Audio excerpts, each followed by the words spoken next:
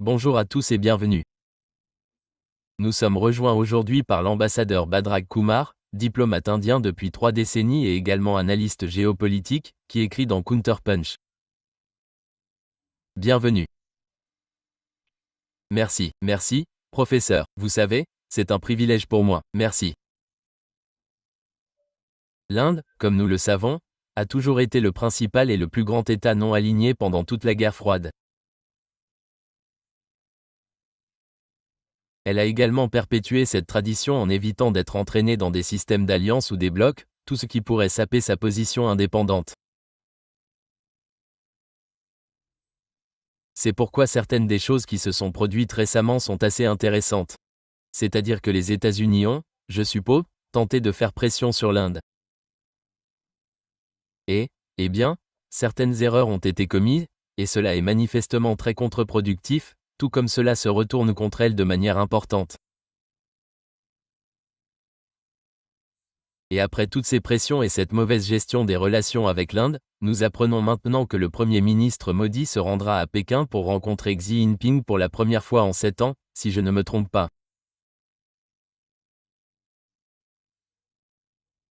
Cela devient donc un cas d'étude d'erreur de calcul, d'intimidation, mais aussi de réorientation éventuelle de la part de l'Inde. J'ai donc pensé qu'un bon point de départ serait de se demander ce qui, selon vous, n'a pas fonctionné dans les relations entre les États-Unis et l'Inde.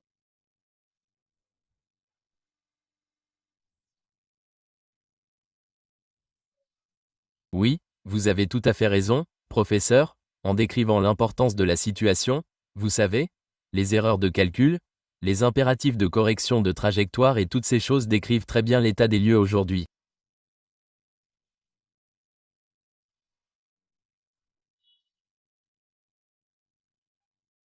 Le fait est que l'Inde n'a pas accepté les annonces et la position adoptée par les États-Unis pour punir l'Inde.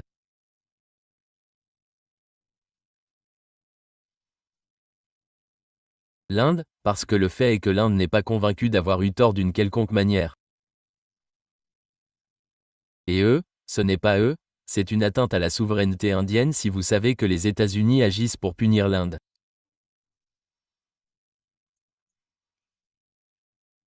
Et eux, la réaction est très prévisible, mais eux, vous savez, tout aussi prévisible et que, vous savez, vous avez mentionné l'aversion de l'Inde envers une mentalité de bloc, qui est un trait constant tout au long de son existence en tant que pays indépendant.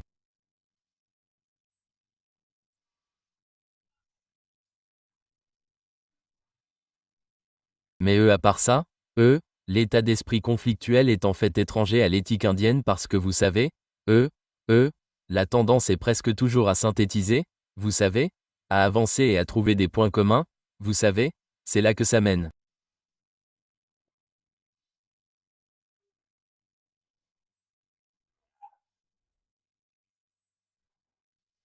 Donc, l'avenir nous invite maintenant à des corrections de trajectoire intéressantes, très intéressantes et très fatidiques de la part de l'Inde parce que j'ai le sentiment que les décideurs politiques ont pris conscience que des erreurs avaient été commises.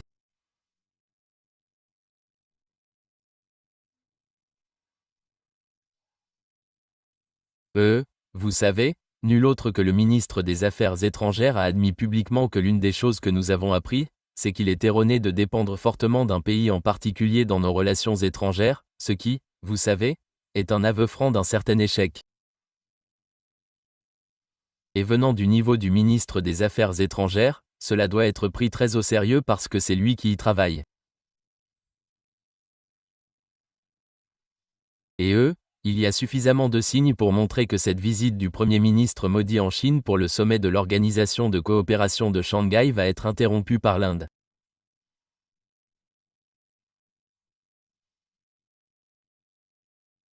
Et il est possible de le voir sous cet angle également, parce que la Chine est un participant très important, un acteur très important dans ce qui se passe ici.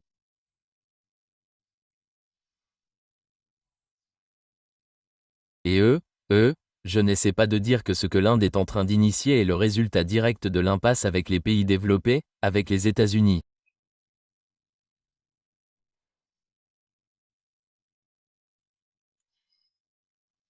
En fait, encore une fois, le ministre des Affaires étrangères, M. Jaishankar, a mentionné que si un moment devait être fixé où l'ouverture à la Chine et le changement de politique à l'égard de la Chine, les changements qui se préparaient, apparaissaient pour la première fois, c'était en octobre, lorsque M. Modi a rencontré le président Xi Jinping en marge des travaux de construction de briques à Kazan.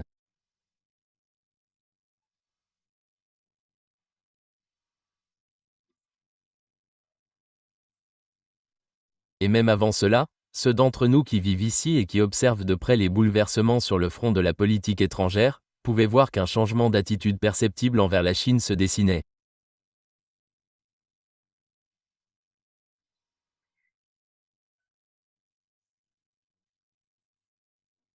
Et cela, vous savez, pour être honnête, l'une des principales raisons était en fait la puissante influence du monde des affaires en tant qu'influenceur dans ce processus, convaincu que l'Inde ne pouvait que bénéficier de son ouverture à la Chine.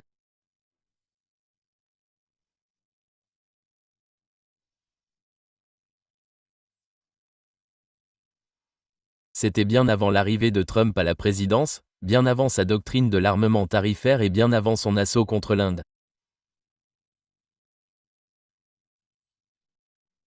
Il y a donc une certaine continuité. Nous devons également garder cela à l'esprit. Il semble y avoir beaucoup de choses qui, oui, je suppose, agacent l'Inde en ce moment. Si je ne me trompe pas, le fait que les États-Unis ou Trump s'attribuent le mérite d'avoir négocié ce cessez-le-feu entre l'Inde et le Pakistan ne semble pas avoir été bien accueilli. Nous constatons que les sanctions secondaires contre l'Inde pour ses échanges commerciaux avec la Russie suscitent également de vives inquiétudes quant au fait que cela pourrait créer un précédent si l'Inde cédait aux pressions et aux diverses menaces, mais aussi, aujourd'hui, je crois que c'est le premier jour où les droits de douane de 50% sont imposés ou commencent à être appliqués. Plutôt que de reculer et de reconsidérer l'aliénation de l'Inde, il semble que les États-Unis redoublent d'efforts, en disant à quel point il est injuste que l'Inde continue de commercer avec la Russie. Mais quel est l'impact de cela sur les considérations en Inde? Parce qu'il y a beaucoup de groupes ou de sentiments pro-américains forts en Inde. Comment cela est-il reçu en Inde? Est-ce que, je suppose, comme vous l'avez mentionné, peut-être, pas peut-être, ce qui semble être un traitement très mal mérité, étant donné que vous avez mentionné que l'Inde ne voit pas qu'elle a fait quelque chose de mal? Voyez-vous, il y a deux dimensions. L'une est l'opinion élitiste, c'est-à-dire des sections de l'opinion élitiste. Je ne pense pas que l'opinion élitiste soit entièrement pro-américaine. Loin de là. Vous savez, le lobby nationaliste est très puissant en Inde, et il soutient la position du gouvernement et la manière dont il gère la situation. Et puis, vous savez, il y a un gouvernement démocratiquement élu. La première considération sera la manière dont il se comporte dans le domaine public du pays.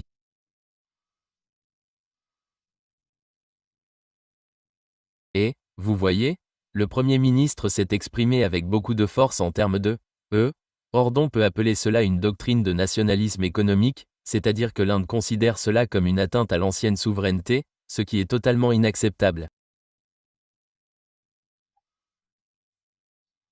C'est donc une référence que le gouvernement a fixée, et je ne vois pas comment il pourrait s'en écarter facilement, car il serait vulnérable à de nombreuses critiques dans le pays, car il aurait cédé à la pression américaine. Et pour un gouvernement qui s'appuie sur des sentiments nationalistes, ce sera très difficile. Vous pouvez le voir dans les journaux, les programmes télévisés et tout ça, et voir comment les gens ordinaires le perçoivent. Donc, ce lobby, le lobby pro-américain, dont l'existence ne peut être niée du tout, a adopté une sorte de rôle subordonné. Ils ont également été contraints d'exprimer des sentiments critiques à l'égard des États-Unis.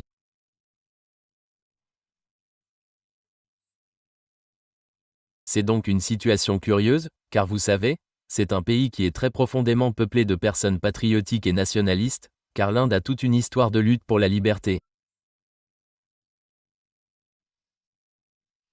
C'est un passé de colonie britannique et c'est une lutte pour l'indépendance et tout ça. Ce ne sont pas des choses qui vont disparaître, vous savez, elles sont bien là et elles vont être à l'œuvre. Donc, je ne pense pas que le lobby pro-américain puisse faire grand-chose à ce sujet. Et c'est déjà assez évident, nous pourrons en discuter un peu plus tard peut-être. Mais nous pouvons déjà voir que le ministre des Affaires étrangères, M. Jashunga, qui s'est rendu à Moscou et a été reçu par le président Poutine, vous savez, ce qui constitue un écart extraordinaire par rapport aux pratiques protocolaires du Kremlin.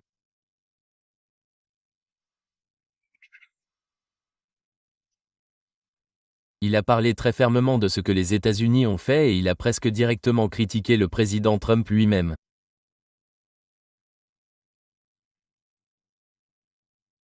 C'est sans précédent et donc vous savez, vous pouvez voir que, vous savez, quelles que soient les sections de l'opinion élitiste, auraient aimé que l'Inde, vous savez, mette en sourdine cette question.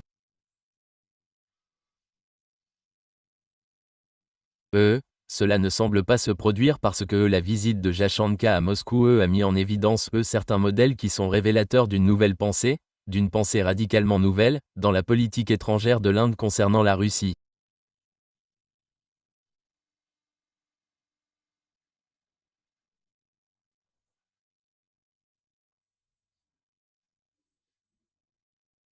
Quelle est selon vous l'importance de la réunion actuelle ou du déplacement du modérateur en Chine, non seulement pour les relations bilatérales, mais aussi comment est-elle reçue en Inde parce que, oui, il y a toujours eu des tensions entre la Chine et l'Inde, pas toujours, du moins depuis les années 1960.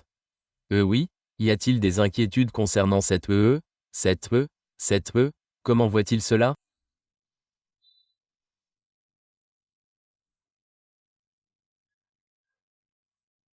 Est-ce considéré comme un soutien possible à un engagement plus poussé dans les BRICS ou je suppose quelles sont les ramifications plus larges ici?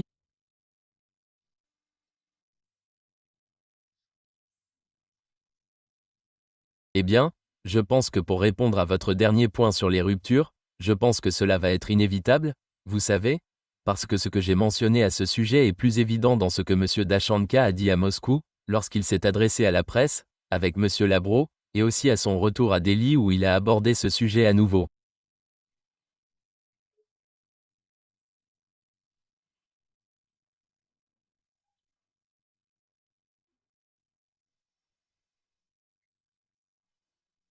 Donc vous savez, le point important que Jachen a mentionné est, par implication, un engagement beaucoup plus fort de la part de l'Inde à prendre la situation supérieure avant que tout cela n'éclate, cette rupture rigide concernant l'utilisation des monnaies locales.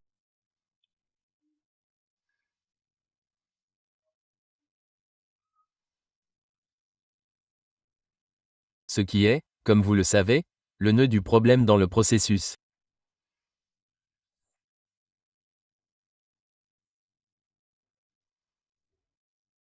Et, par conséquent, vous savez ce que nous constatons, c'est que Dasher a déclaré aux médias, en présence de M. Love, que les deux pays devaient accélérer la conclusion d'un accord de libre-échange entre l'Union économique européenne, l'Union économique iranienne et l'Inde.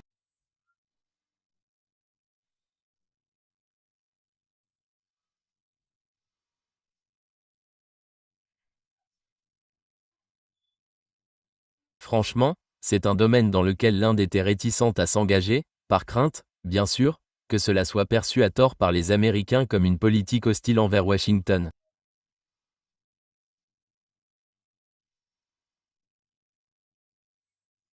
En fait, l'Inde aurait agi comme une sorte de mécanisme de rupture, même au niveau des BRICS, sur cet aspect. Qu'est-ce que cela implique?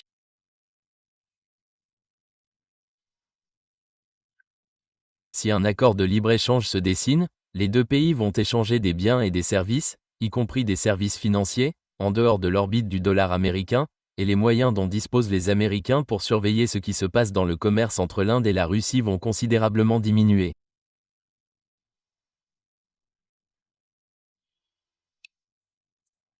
Cela s'est déjà produit dans le cas de la Russie. L'Inde et la Chine, où le volume des échanges commerciaux est énorme, avec 245 milliards de dollars, mais l'Inde et la Russie parlent également de près de 100 milliards de dollars dans un avenir proche.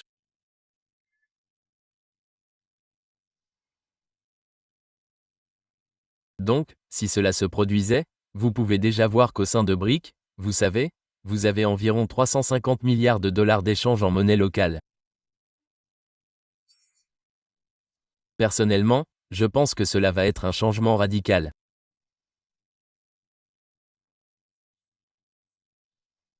Et le fait que l'appel soit venu de Jasenar plutôt que du côté russe, et le côté russe a toujours adopté une position de compréhension face aux contraintes indiennes et n'a jamais vraiment poussé le bouchon, l'insistance venaient du côté indien, vous savez.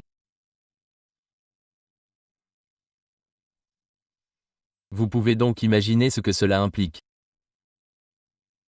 Parce qu'une zone de libre-échange, si elle se développe entre l'Union économique eurasienne et l'Inde, alors vous savez, la manière de gérer les échanges entre les deux parties, compte tenu des réalités des sanctions occidentales contre la Russie, se fera dans les monnaies locales, comme vous pouvez le voir.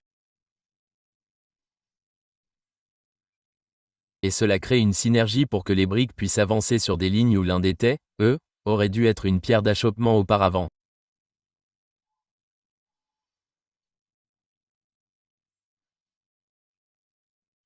Je pense donc que ce qui se passe est d'une importance capitale et que cela aura un impact très important sur la dynamique des BRIC elles-mêmes.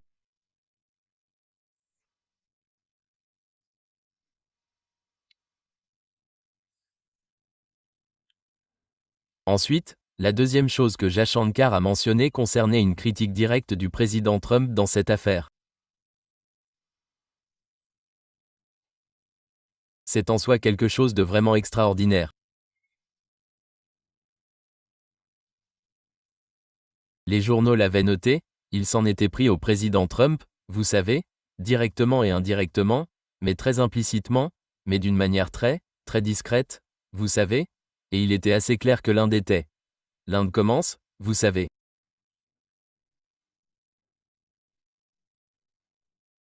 Donc, pris dans son ensemble, vous avez un changement radical dans la situation.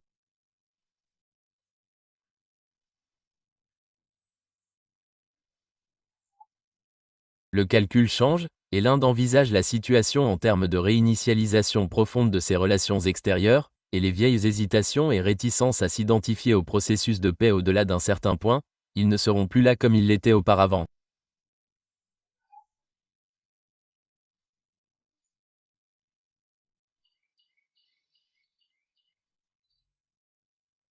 Oui, dans l'un de vos articles, vous soulignez que le ministre des Affaires étrangères Jashankar a soutenu que l'Inde et la Chine devaient maintenir conjointement la stabilité de l'économie mondiale.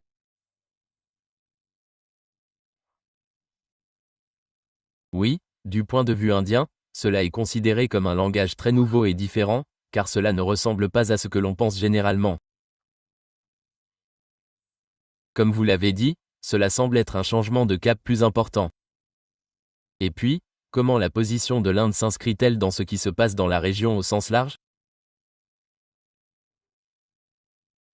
Parce que l'on voit aussi que d'autres partenaires des États-Unis, que ce soit la Corée du Sud ou le Japon, beaucoup d'entre eux semblent reconsidérer un peu leur partenariat avec les États-Unis, non pas pour aller à l'encontre des États-Unis, mais simplement pour se diversifier, éviter une dépendance excessive et, oui, s'organiser plus ou moins autour de la nouvelle idée de s'adapter à un siècle asiatique où, eh bien, apprendre à vivre avec ses voisins, c'est-à-dire parler pacifiquement.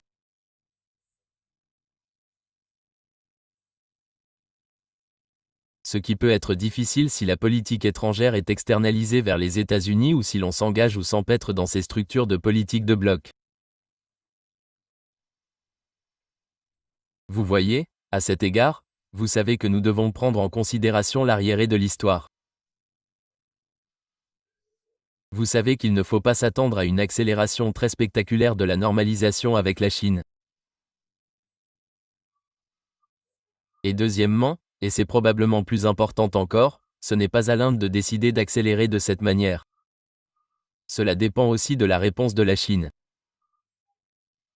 Jusqu'à présent, je pense que la réponse de la Chine a été bonne, et cela s'est produit en particulier au niveau de l'ambassadeur à Delhi. Et il a parlé de l'intimidation américaine et du soutien de la Chine à l'Inde. Vous savez, ce ne sont pas des sentiments qui ont été exprimés, dans un passé récent, vous savez, au cours des dernières années. Donc, il y a des indications, et je m'attendrai probablement à ce que, vous savez, avec la visite du ministère de la Défense en Chine en vue et une rencontre avec le président Xi Jinping, il est presque certain que, bilatéralement, je pense que d'autres déclarations chinoises pourraient être faites. Ce que j'ai pu constater, c'est que les Américains se livrent à une sorte de guerre d'essai. Vous savez, ils sont. Ils. Le porte-parole de l'establishment, donne l'impression que la Chine n'encourage pas l'Inde. Encourager signifie, entre guillemets, qu'il n'encourage pas en détail et qu'il est principalement obsédé par la priorité accordée aux propres problèmes de la Chine avec les États-Unis et qu'il n'est peut-être pas le meilleur moyen de tirer parti de la situation entre l'Inde et les États-Unis pour en tirer des avantages.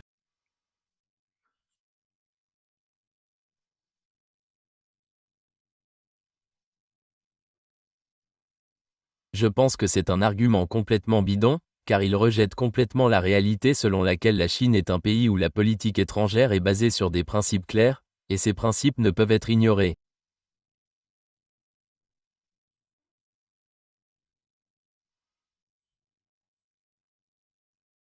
Et ce à quoi la Chine est confrontée, elle doit être, euh, ouverte à la compréhension chinoise que ce à quoi elle est confrontée est une version de ce à quoi l'Inde est confrontée.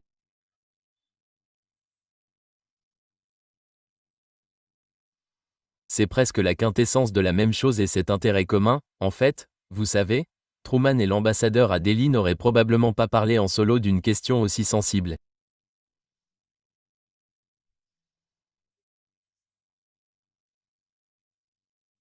Il se peut donc qu'il y ait d'autres choses à venir et il est tout à fait naturel qu'en marge d'un sommet important comme celui-ci, aucune des deux parties ne joue ses cartes.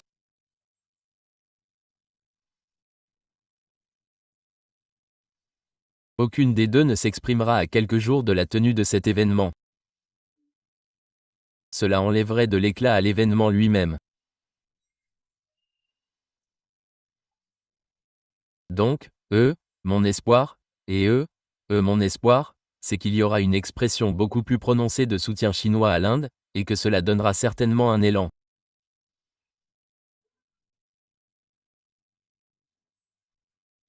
Et, la visite de Van Gui en Inde récemment, pas plus tard que la semaine dernière, la visite en Inde a clairement indiqué que, vous savez, la Chine a hâte d'avancer dans la direction d'une relation globale avec l'Inde.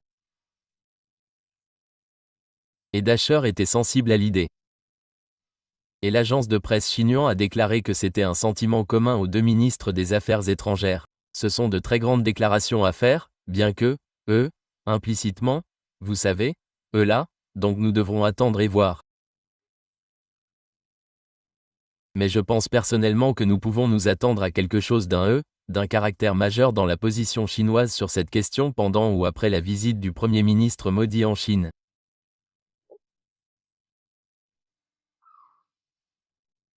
Eh bien, cela semble historique pour cette raison. Encore une fois, en 1999, lorsque l'OTAN s'est élargie et 12 jours plus tard, a attaqué la Yougoslavie. C'est en quelque sorte à ce moment-là que le rêve russe d'avoir un avenir européen a commencé à mourir et je me souviens de cette époque où vous aviez Primakov qui a commencé à exprimer la nécessité d'un monde multipolaire parce que, eh bien, dans le monde unipolaire, il n'y avait tout simplement pas de place pour une Russie. Donc, l'idée principale de Primakov était qu'il fallait un partenariat entre la Russie, l'Inde et la Chine.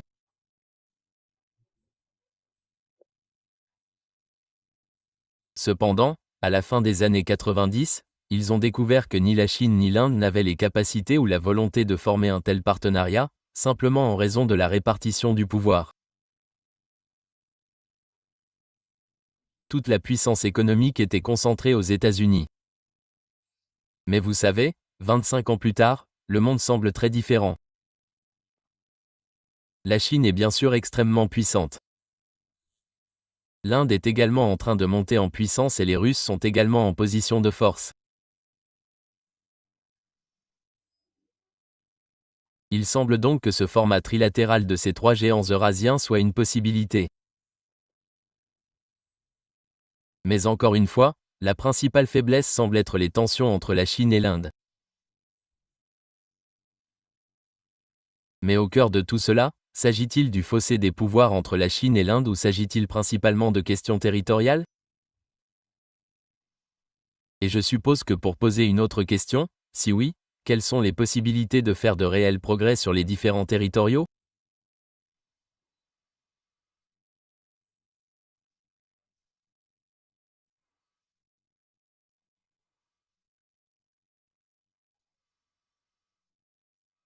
Voyez-vous, professeur, à mon avis, l'Inde a raté le coche dans les années 1990, et la suggestion de Kimako était une incitation très douce à l'Inde à réfléchir, car elle coïncide également avec un changement radical dans la relation sino-soviétique.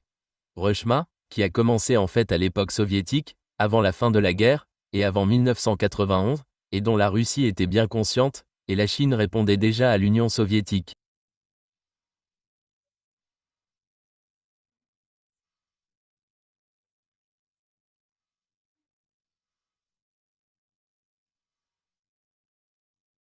C'est ce que montre la chronique des relations sino-soviétiques.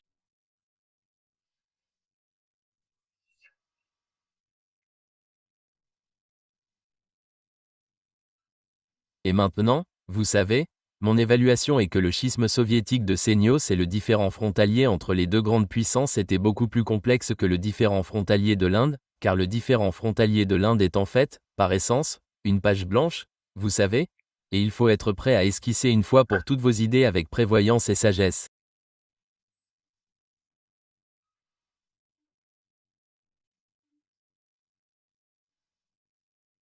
C'était un défi, et le récit indien ne le permettait pas vraiment, vous savez, mais dans le cas de la Chine, ce n'est pas seulement ça.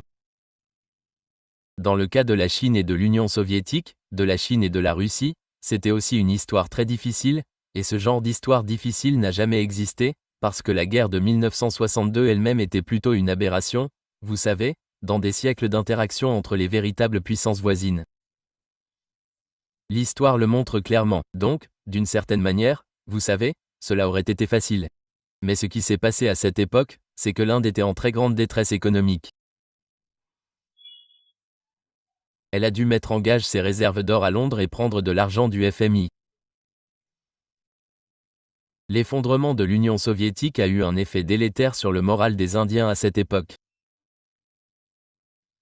Il n'était peut-être pas possible, vous savez, pour être juste envers le régime de Delhi à cette époque, d'adopter une autre attitude que de mettre la situation en réserve pour le moment, pour y remédier plus tard.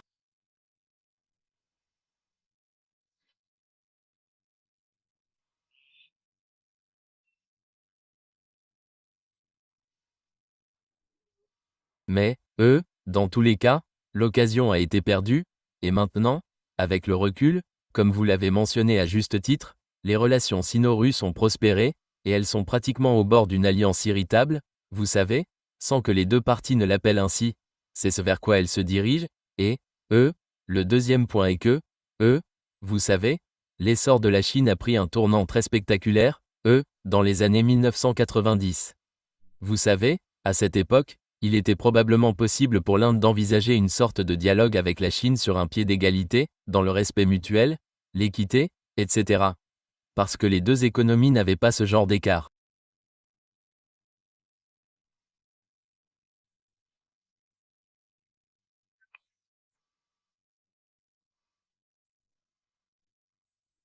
Mais ensuite, vous savez, chaque jour, chaque semaine, chaque mois, chaque année, la Chine s'éloignait de l'Inde en termes de croissance et de développement. Vous êtes donc confronté à une situation où, vous savez, la Chine représente, selon certains, 6 fois, voire 8 fois la taille de l'économie indienne. Vous savez, l'équilibre a été rompu.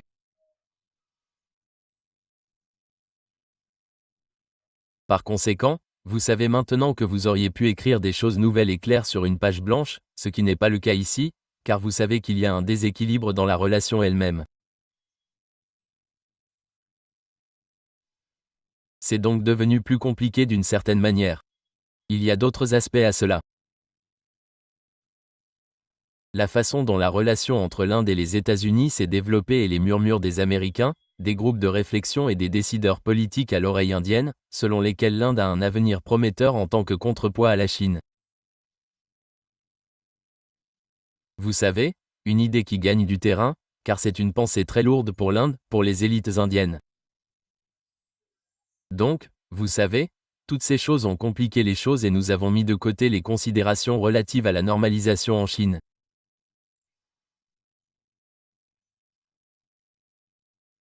La période actuelle, si vous en revenez aux dernières années, aurait été particulièrement préoccupante pour la Chine.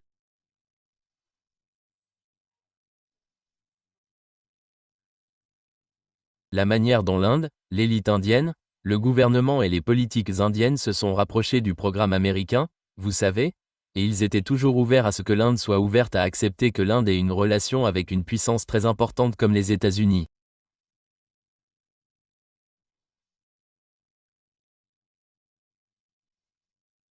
Mais le fait est que nous savons que l'opposition au rôle de Belton, il y a beaucoup de choses qui sont en jeu maintenant, et ces choses, vous savez, même des choses comme, sachez que, laissez-moi ne pas entrer dans les choses négatives, vous savez, quand il y a une visite importante qui a lieu dans un avenir proche, dans les 2 ou 3 prochains jours, mais on a eu le sentiment que l'Inde emmenait ses chevaux à l'écurie américaine.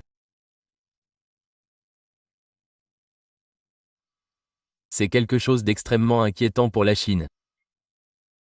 Donc, de ce point de vue, cela arrive soudainement ici, contrairement à ce que disent les propagandistes américains, à savoir que la Chine y est indifférente et qu'elle est encline à en tirer profit et à l'exploiter.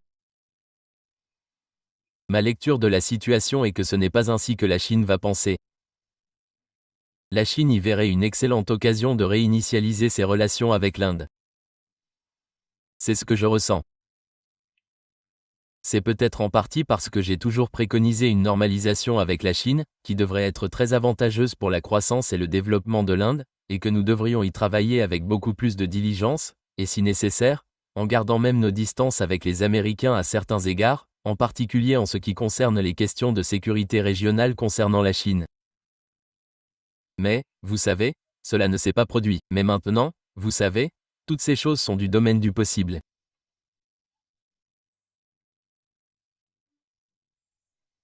Je ne veux pas dire que l'Inde va quitter le Quad, mais le Quad va être inefficace à toutes fins utiles dans un avenir prévisible.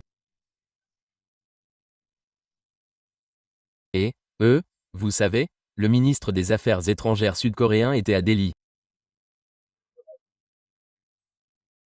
D'autres pays échangent également des notes avec l'Inde, et cette visite du Premier ministre en Chine est précédée d'une visite de M. Modi au Japon, manifestement pour des consultations sur le Quad et d'autres questions de ce genre, et l'Inde n'a rien annoncé concernant un sommet du Quad.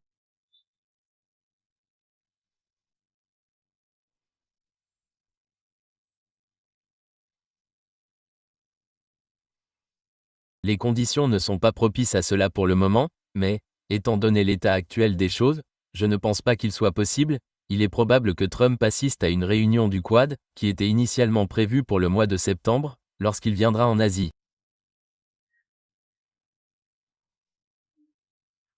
Je pense qu'il viendra en Asie pour le sommet Apex. Des articles ont rapporté que. Donc, ce sont les choses, vous savez, les remous qui sont dans l'air et, nous attendons de voir.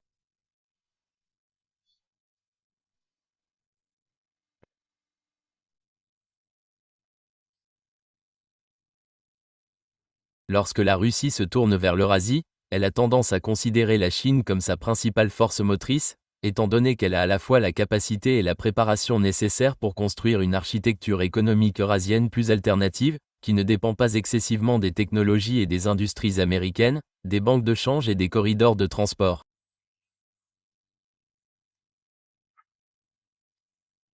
Mais en même temps, l'Inde, la Chine étant si puissante, souhaite également diversifier ses liens dans la région afin de ne pas se retrouver avec une dépendance excessive vis-à-vis de la Chine.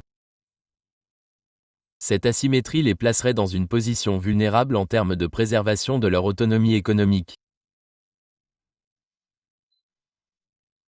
Mais je me demandais, en tant que diplomate indien, comment voyez-vous ou interprétez-vous l'approche plus large de l'Inde vis-à-vis de l'Eurasie ? Car, bien sûr, résoudre le puzzle entre l'Inde et la Chine est très important, mais cela a des ramifications beaucoup plus larges. Cela permet de poursuivre d'autres intérêts et initiatives à travers l'Eurasie également.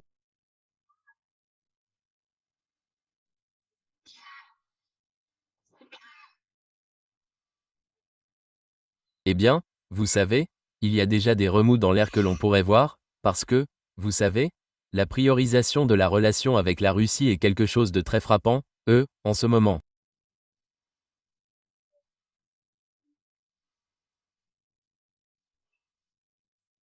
Et maintenant, cela ouvre la porte, et nous ne l'envisageons pas non plus, car la réponse de la Russie à cela va être beaucoup plus directe que celle de la Chine.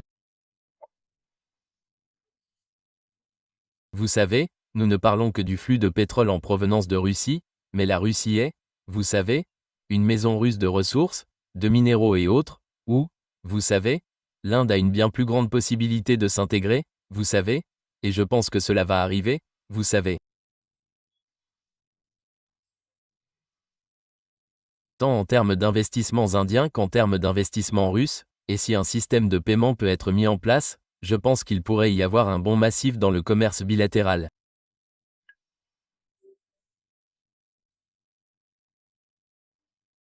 Donc, l'attitude russe va être très significative et j'ai le sentiment que si vous regardez en arrière, l'attention que la Russie porte à l'Inde ces dernières années est absolument frappante. Vous savez, ce genre d'attention n'a jamais été accordé à l'Inde après l'effondrement de l'Union soviétique. Cela montre clairement qu'au plus haut niveau des dirigeants, il existe une conscience intense que ce pays, qui est la grande économie à la croissance la plus rapide au monde, est un partenaire potentiel avec lequel la Russie doit s'associer, vous savez, c'est assez clair. Et regardez-le, vous savez, c'est un pays agricole, et, supposons par exemple, vous savez, que des investissements soient réalisés dans le domaine des engrais en provenance de Russie. Vous savez, il y a un énorme potentiel pour cela. Vous savez, il y a, ensuite, les liens commerciaux, vous savez, sont forgés par le biais du corridor de transport international via l'Iran. Vous savez, ce sont toutes des choses dont je parle, vous savez, où l'Inde s'est affaiblie ces derniers temps. Vous savez, mais maintenant l'Inde a un besoin impératif de faire pression pour une mise en œuvre rapide de ses projets, et la Russie serait, j'imagine, très, très réceptive à cela parce que, l'Inde est un partenaire très confortable pour la Russie.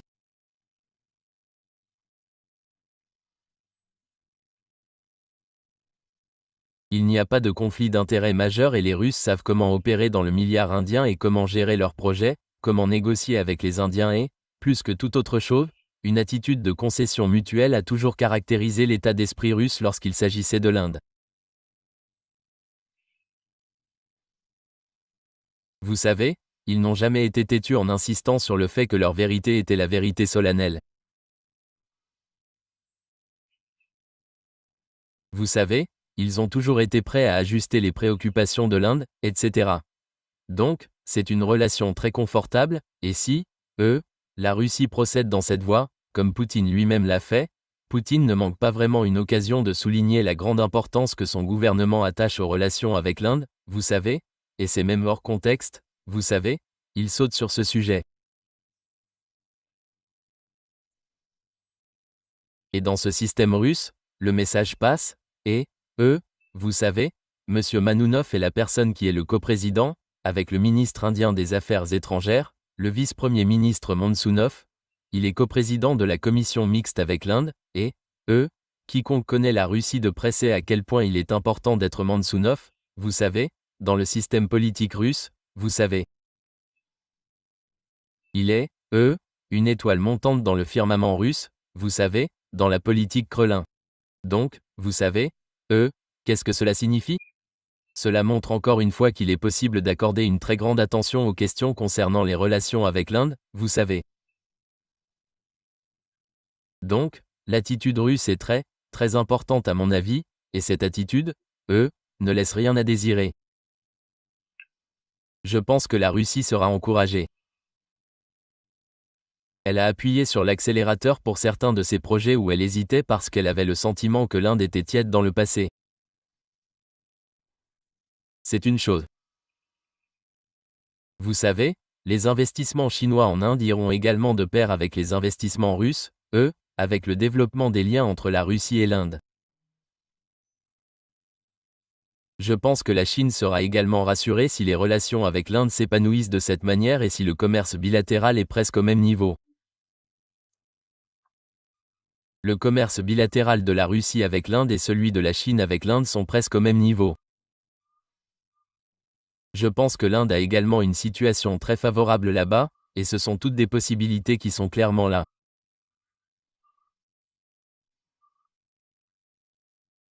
Et, ma crainte est que, permettez-moi d'introduire cette pensée ici, ma crainte est que dans un avenir proche, il pourrait y avoir une remise en question en Amérique parce que, j'ai le fort sentiment qu'ils ont eu le sentiment que Trump a gonflé. Vous savez, le genre d'écrits et de rhétorique qui y sont.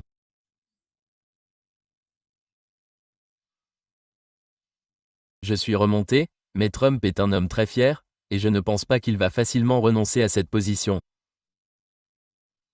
Alors, quand, sous quelle forme et dans quel délai cela va-t-il se produire? Et j'aimerais seulement que vous sachiez que l'Inde ne reviendra pas à son passé d'allié timide des États-Unis.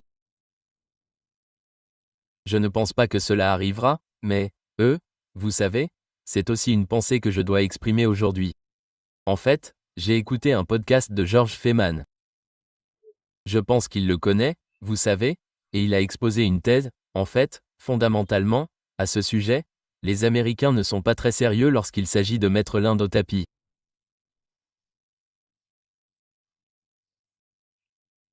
Et ce n'est pas une relation que les États-Unis accordent une grande importance, mais c'est une sorte de plan de match pour montrer qu'ils pourraient améliorer leur relation avec l'Inde et avoir un effet salutaire sur les relations des États-Unis avec la Chine.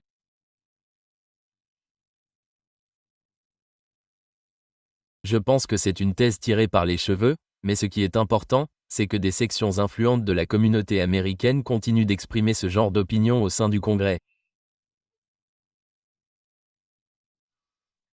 Il existe également un courant d'opinion qui s'inquiète de ce qui se passe dans les relations entre les États-Unis et l'Inde.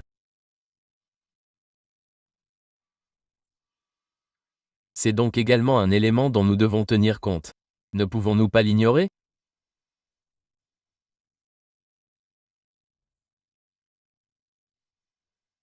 Mais cela doit vraiment entrer dans l'histoire comme l'une des erreurs majeures du côté américain, les efforts visant à contraindre l'Inde à rompre ses liens économiques avec la Russie conduisent l'Inde à se rapprocher elle-même de la Chine.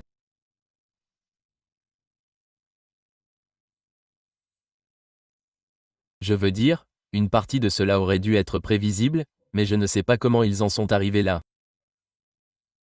Il y a encore une fois une énorme erreur de calcul.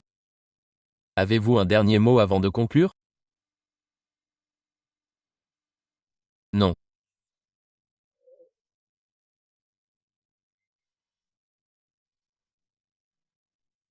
Je peux résumer tout cela de cette manière, le changement de calcul va bien fonctionner pour les relations de l'Inde avec la Russie et la Chine, car il y a une sorte de prise de conscience de la trajectoire déséquilibrée de la politique étrangère que l'Inde a suivie en termes de priorité accordée aux relations avec les États-Unis.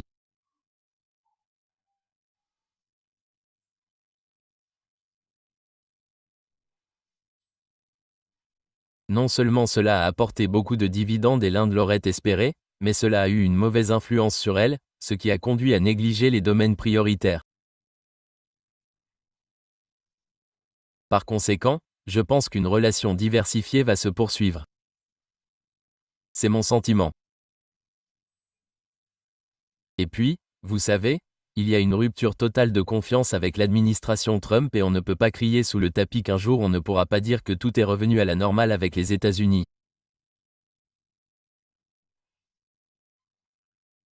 Le réveil a été brutal pour l'Inde, et cela changera également pour l'Inde, vous savez, parce que l'Inde est un pays avec une grande fierté nationale, et le fait est que, vous savez, elle l'a été.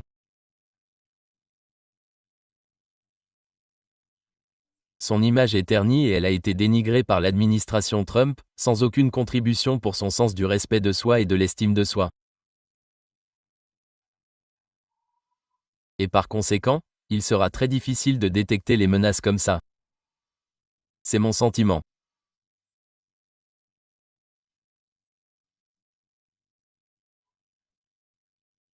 Le 31 est probablement la date à laquelle, il reste environ 2 ou 3 jours avant la rencontre entre Modi et Xi, et j'ai le sentiment que ce sera une visite participative de Modi et que cet événement déclenchera des réflexions majeures.